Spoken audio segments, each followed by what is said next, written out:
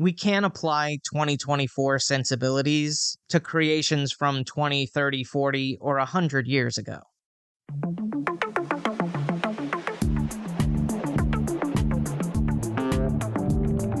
Seen it once, don't remember when. Think it's time to watch it again. Follow, subscribe, stay up to date. Episodes drop the last Friday. It's a Matt, forgot that. It's a Matt, forgot that. It's a Matt, forgot that podcast.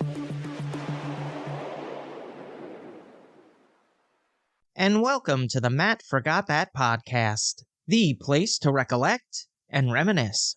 I'm your host, Matt Seroski, filmmaker, film fan. Each episode, I'm going to rewatch and review a movie or TV pilot that I've seen before but don't quite remember. It could be a blockbuster, critic's choice, or cult classic. To join in on the conversation, follow me on Twitter, Instagram, and Facebook, at Matt Seroski. You can subscribe to my YouTube page where I'll post videos and clips from the show. If you have any opinions on what I've discussed, or want to share your own trip down memory lane, use the hashtag MattForgotThat on social. Before we start, I was looking up the credits for Gina Davis for some reason. I think it was in relation to Glow Season 3, which she guest starred, but I didn't realize that in the mid-80s, she was the lead in a sitcom called Sarah. It was a workplace comedy where she played a lawyer in San Francisco. It also featured Alfre Woodard, Bill Maher, Bronson Pinchot, Matthew Lawrence, and music producer Mark Hudson.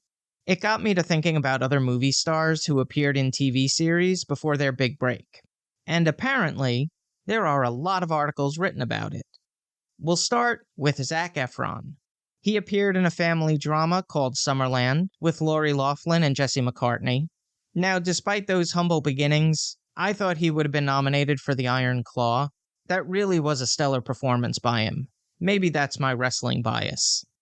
I mentioned this in the Devil Wears Prada episode of the Matt Watch That podcast. Anne Hathaway and Jesse Eisenberg played siblings in the dramedy Get Real. Could that be any more 90s sounding? Before he was Ken, Ryan Gosling was Sean in Breaker High, basically Saved by the Bell on a cruise ship. It sank after one season. The other Ryan, Reynolds that is, was a child star on the Canadian teen soap opera Hillside, which was shown on Nickelodeon and known stateside as 15. He had the longest tenure on television of the actors I mentioned, starring in 4 seasons, 81 episodes of Two Guys and a Girl, which was originally titled Two Guys, a Girl, and a Pizza Place. The Pizza Place was fired by season 3. What other famous movie stars started their career on short-lived television series? Which ones are your favorite? And which ones do you actually remember? Hit me up on social using the hashtag MattForgotThat. On to the main attraction. Each review will end with a ranking out of 5 stars. 1 star is skip it, 2 stars watch at your own risk, 3 stars standard fare, 4 stars worth checking out, and 5 stars must see. Now, if I give a title 5 stars, it doesn't mean I'm comparing it to Casablanca, Jaws, or Seinfeld. I rank titles based on other movies or TV series in that genre and at that time period. In this episode of the podcast, I'll be rewatching and reviewing Mannequin from 1987. It was directed by Michael Gottlieb, who helmed family comedies Mr. Nanny, featuring Hulk Hogan and Sherman Hemsley, and A Kid in King Arthur's Court, with Thomas Ian Nicholas, Ron Moody, and Kate Winslet. The screenplay was written by the director and Edward Rugoff, who scribed its sequel, Mannequin on the Move, the aforementioned Mr. Nanny, and thriller Double Take. It has a similar plot to the 1948 musical One Touch of Venus, but it was actually inspired when Michael Gottlieb was walking down Fifth Avenue and, when he looked into a window display, thought he saw a department store mannequin move. You know, I saw a homeless man shadowbox with a pigeon. Doesn't mean it'll make an interesting movie. It stars Andrew McCarthy as Jonathan Switcher. The Brat Packer was born in New Jersey and attended NYU for acting before getting expelled after 2 years. His feature film debut was in the comedy Class in 1983. His breakthrough was as Michael Dunn in Heaven Help Us, which led to roles in St. Elmo's Fire, Pretty in Pink, Less Than Zero, and Weekend at Bernie's. Since the late 2000s, he served as editor-at-large for National Geographic Traveler magazine, and transitioned behind the screen to direct episodes of Orange is the New Black. Kim Cattrall portrays Emmy Hesmeret. The Sex and the City star was born in Liverpool before the family moved to Canada. She attended the London Academy of Music and Dramatic Arts before enrolling at the American Academy of Dramatic Arts in New York City.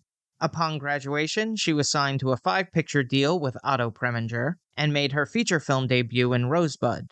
She appeared in episodes of Columbo, Starsky and Hutch, and The Incredible Hulk before her breakthrough as Mrs. Honeywell in the cult classic Porky's. She would go on to appear in Big Trouble in Little China, The Bonfire of the Vanities, and Star Trek VI, The Undiscovered Country, before being nominated for 5 Primetime Emmy Awards as Samantha Jones on Sex and the City. It also features Estelle Getty, James Spader, G.W. Bailey, Carol Davis, and Meshach Taylor. So let's jump into it.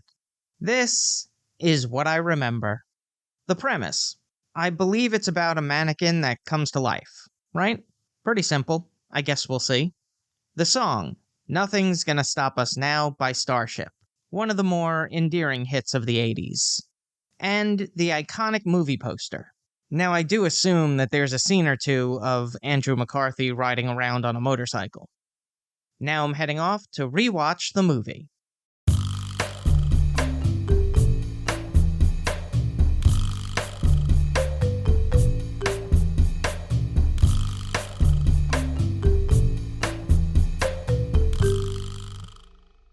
This is what I forgot. In ancient Egypt, Emmy Hesmeret hides inside a pyramid to avoid getting married to a jewel merchant arranged by her family. She's turned down many suitors, wanting to experience life before settling down. She prays to the gods to get her out of this situation, and suddenly vanishes. In present-day Philadelphia, Jonathan Switcher dreams of becoming a sculptor, but languishes at odd jobs, always getting fired for taking too long to complete tasks. He cares about the quality and the artistry. While employed at a mannequin factory, he sculpts and assembles a figure that he considers a work of art, but he soon gets let go. While riding home, he passes by the Prince & Company department store and notices his creation being displayed in the window. It's the first time he's felt like a true artist. The next morning, he goes down to Prince & Company to admire his work, and ends up saving the store owner, Claire Timken, from being injured by a 100th anniversary sign being hung up. She orders the manager, Mr. Richards, who's secretly plotting to sell the fledgling store to competitor Illustra, to give Jonathan a job. He initially works as a stock boy, and after hours, assists window dresser Hollywood Montrose. One night, his mannequin comes to life and identifies herself as Emmy, a muse who's lived for centuries. Here's a quote without context. Where do they hide all the musicians? Mannequin is a silly romantic comedy, and that's okay. There's room in the industry for this type of film. To give you an idea of the ridiculousness, the beginning of the movie starts with a graphic that says, "A really long time ago," right before lunch. That's what we're dealing with here. You'll either find these types of jokes eye-roll inducing, or stupidly charming, but the movie is littered with them throughout. There are a couple of laugh-out-loud moments, despite the style of humor. I think those scenes are universally funny. There were a few aspects of the film that haven't aged well. Using sexual harassment in the workplace as a fodder for comedy comes off as uncomfortable with 2020 vision. While I thought Meshach Taylor was great as Hollywood Montrose, his character is an over-the-top, flamboyant gay man, which, A+ for inclusion, F for execution. But I've always said, we have to take movies in the context of the time. We can't apply 2024 sensibilities to creations from 20, 30, 40, or 100 years ago. And at the time, for better or for worse, this is what was accepted. Despite this, Mannequin is a light-hearted movie, not to be taken seriously. It does make me think of another Andrew McCarthy movie, Weekend at Bernie's, whose concept is just as preposterous, but a fun film nonetheless. Now for a little trivial trivia. One of the original mannequins used in the film was restored and is currently on display at South Fellini in the Fashion District in Philadelphia. The head and torso are actually the original mold from the movie. Mannequin was produced by Art Levinson and distributed by 20th Century Fox. It was filmed at Wanamaker's department store, Boscov's Camp Hill, and around Cumberland County, all located in Pennsylvania. The cinematography was captured by Tim Serstedt, whose filmography includes coming-of-age comedy Teen Wolf, rom-com Mystic Pizza, time travel comedy Bill and Ted's Excellent Adventure, and one of my favorite B-movies, Don't Tell Mom the Babysitter's Dead. He won a Primetime Emmy Award for Outstanding Achievement in Cinematography for the pilot of Chicago Hope. It was co-edited by Richard Halsey, who worked on crime drama American Gigolo, fantasy romance Edward Scissorhands, and technological drama The Net. He won an Oscar for Best Film Editing of Rocky. And Frank Jimenez, who edited thriller Rambo, First Blood Part 2, comedy The Wrong Guys, and science fiction flick They Live, another B-movie favorite. The score was composed by Sylvester Levi, who wrote the music for Stallone vehicle Cobra, thriller Navy SEALs, and comedy parody Hot Shots, the last two starring Charlie Sheen. The soundtrack featured songs by Belinda Carlisle, The Temptations, and Alicia, but the highlight is Nothing's Gonna Stop Us Now by Starship. It was penned by Diane Warren and Albert Hammond. It reached number 1 on the Billboard Hot 100 and was the second biggest selling single of 1987 in the United Kingdom, which kind of makes me wonder what was number 1. Alphonse, look that up for me. The video was in heavy rotation on MTV, featuring lead vocalists Grace Slick and Mickey Thomas, intercut with clips from the movie. The runtime is 1 hour 30 minutes. It had a budget of $8 million and grossed $42.7 million at the box office. It was nominated for 1 Oscar at the 1988 Academy Awards for Best Music Original Song. A sequel was released in 1991 called Mannequin 2 On the Move, featuring Christy Swanson and William Ragsdale. On the Ski Index, I give it 3 out of 5 stars. Add half a star if the 80s are your jam. Take off a star if you've never used the word jam in that context. If you've seen Mannequin and have opinions on the movie, let me know what you think using the hashtag #MattForgotThat. Moving right along, each episode, I'm going to post throwback clips that I think people should watch. It could be movie trailers, music videos, interviews, or something completely random. Search for my YouTube page and there'll be a playlist called Matt Forgot That Playback. I've mentioned this before, but growing up, I would watch almost any game show that was on television. Press Your Luck, The Price is Right, Match Game, Scrabble, Joker's Wild, Bumper Stumpers, on and on and on. But I didn't get into any of the dating shows until I was a little older, and there were a few out there at the time. The Newlywed Game was hosted by Bob Eubanks, where 4 couples would try and match answers with each other for a grand prize. Love Connection was emceed by Chuck Woolery, and each episode featured a guest, who could be male or female. 3 videos were shown from potential partners, and the guest would reveal who he or she went on a date with. They would discuss the events of the evening. If it went well, Woolery would offer to send them out on another date, but it was much more interesting when things went bad, and all was revealed to the viewing audience. Lastly was the dating game. A bachelorette would ask questions to 3 potential partners, then decide which person she wanted to go out on a date with based on their responses. Host Jim Lang would introduce her to the rejected candidates, then to her choice. This was probably my least favorite one because you never found out how it went. Now if they combine the dating game with Love Connection, then you might have something there. So I've found a couple of compilation clips of the funniest moments from each series.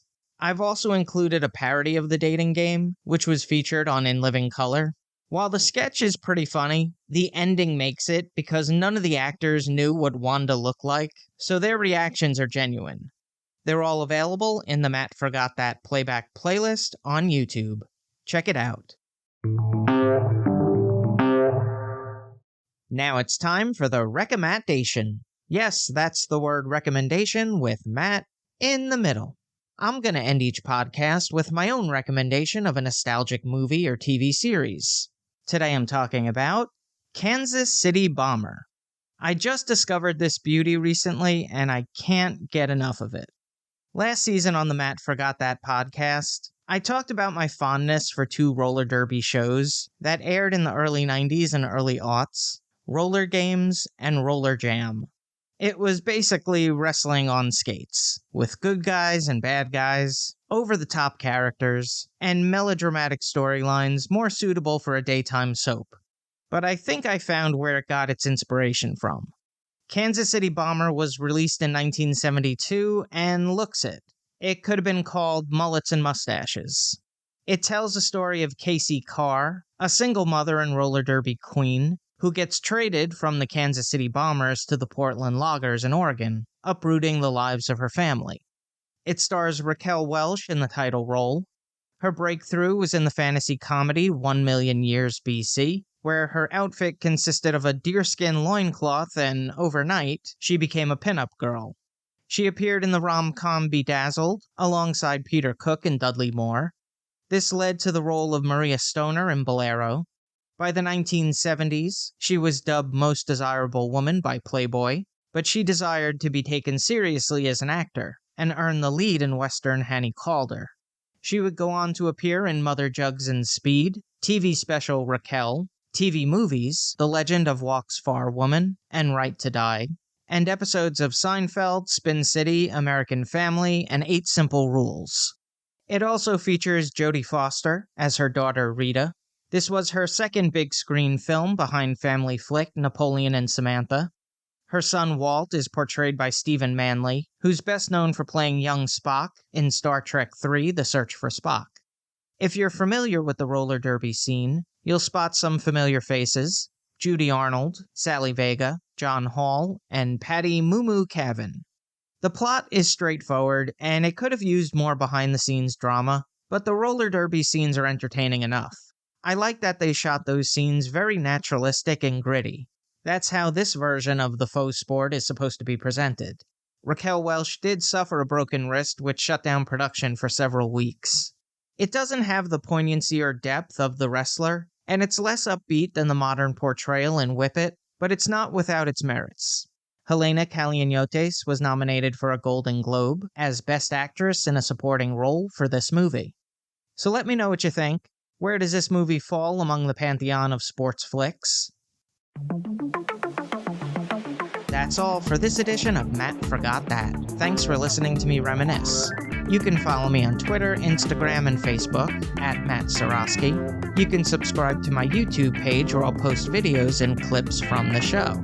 If you have any opinions on what I've discussed, or want to share your own trip down memory lane, use the hashtag MattForgotThat on social. Head over to mattseroski.com for all the latest news and updates, and come back next time for the rewatch and review.